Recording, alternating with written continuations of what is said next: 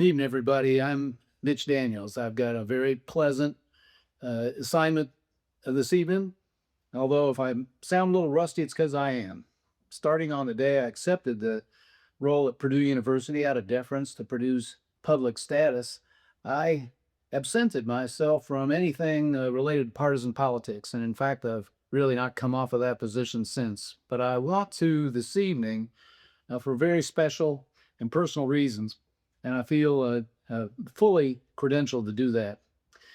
On the day I took up my job at Purdue, they introduced me to a group of people who were the speech writing office, all excellent people, but I tried to politely tell them I don't need any help. I've too set my ways, always done my own speeches and will. But there was a young man in that office who, um, fortunately, I was smart enough to keep around. And for the next 10 years, Spencer Deery was my sidekick, my sounding board, really the one person who worked with me trying to conceive and sometimes execute the communications that I thought were important to moving Purdue forward. Now, I no longer vote in District 23 as I did for 10 years, but I do feel entitled to say a word or two about its senator now that Spencer serves each of you in the Indiana General Assembly.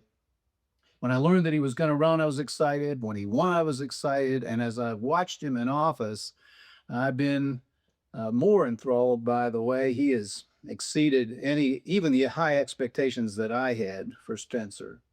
He served with dignity, with seriousness of purpose, uh, absolutely faithful to the conservative principles and the principles that I tried to live by during my years in office in Indiana, and certainly has compiled a record that fully justifies his continuing on as he's offered to do.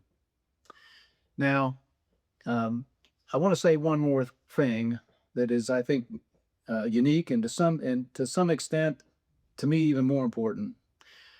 We live in a time when, sadly, public officials acting out of principle and acting with great courage are sometimes hard to find.